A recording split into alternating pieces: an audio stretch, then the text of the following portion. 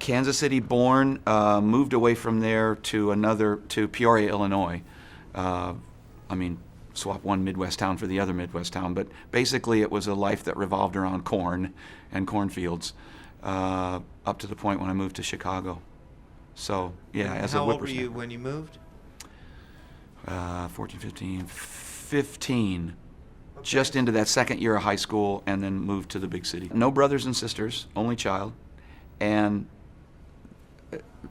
in my case, my parents were both kind of workaholics, and at a very early age, I convinced them that I was independent enough to put my own lunchbox together, walk to school, get myself back. I didn't need the babysitter and whatever. I was functional enough to get to and from. So, Midwest winters, cold fingers. That's one of the reasons I left Chicago, was because as a bass player, you do those shows in the winter, and I did get frostbite when I was a kid, a mild case of it. So any cold weather, my fingers go numb. Not a good thing for a bass player. But they were churchgoers and choir singers. And so, again, in that independent, don't make me sit over there with the babysitters and the kids, I wanted to be in the choir. So at age 3 or 4, I was finally allowed to sit with my dad with the choir robe on in the bass section of the choir. And later on, I realized that being with all that, the bass right in front of the organ, all that fundamental low-end meat and potatoes of the music is where my love for music and where I was being channeled to, if you will. So there were rehearsals, there were services in the morning, there were services in the early afternoon, and then back home. So, and when we got home, there was a little bit of classical music around us. My dad was a drum major in college, so he had marching music, military music, classical music. My mom was a ballet lover, so I was exposed to some Tchaikovsky, some Beethoven, that collection of Reader's Digest classic records. That was on our phonograph. So it was a very rich, when it was on, it was a very rich and traditional music. And at about the time when I was able to choose, well, what about Elvis? And what about the Four Seasons and the Beach Boys and the harmonies and stuff like that? Listen to all this great stuff that was going on. Boom. Shut the TV off. Was not allowed to watch Elvis when he came on Ed Sullivan.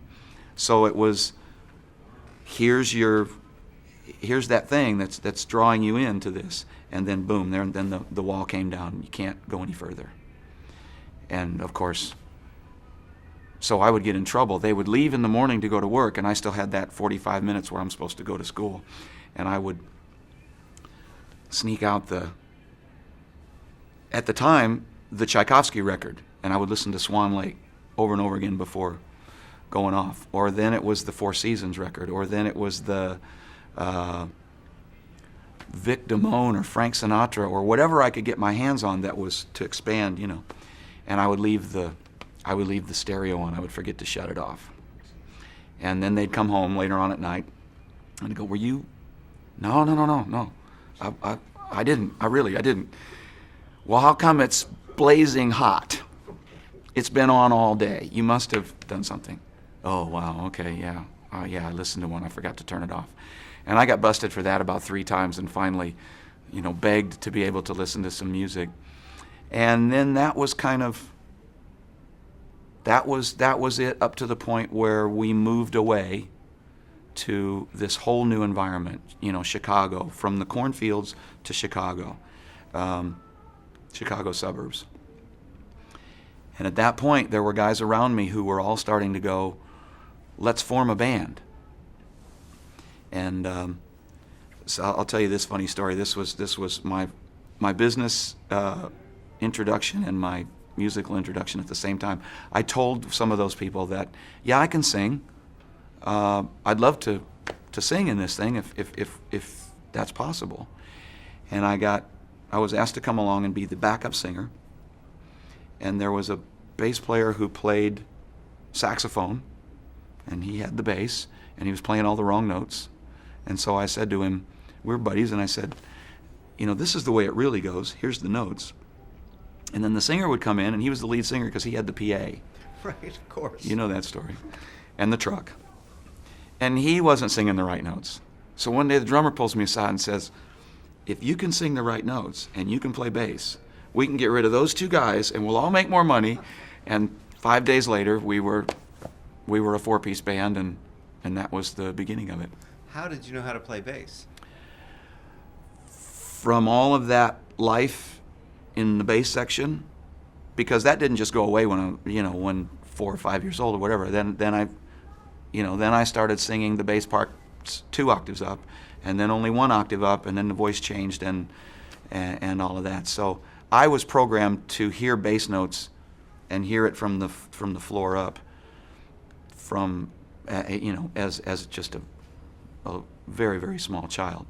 So it was second nature to me. And when I heard rock and roll music, which is so much more at that point exposed and simple and obvious than Tchaikovsky and Brahms and Beethoven and whatever, it was like, no, that's an A. You're supposed to be playing an A here. And then if somebody got creative and didn't play the root note of the chord, it was like, well, yeah, that's just a half step down. And so it was all ear training, and hacked away on an acoustic guitar a little bit until I kind of found out what string was what and what fret was what, and then went to pass on to the bass player, this is what you should be playing, and then it kind of just evolved from there. I didn't have to learn how to hear bass. I had to learn how to make my fingers stop bleeding and make the note and make the sound and get a bass. That was my hurdle, buying the guitar.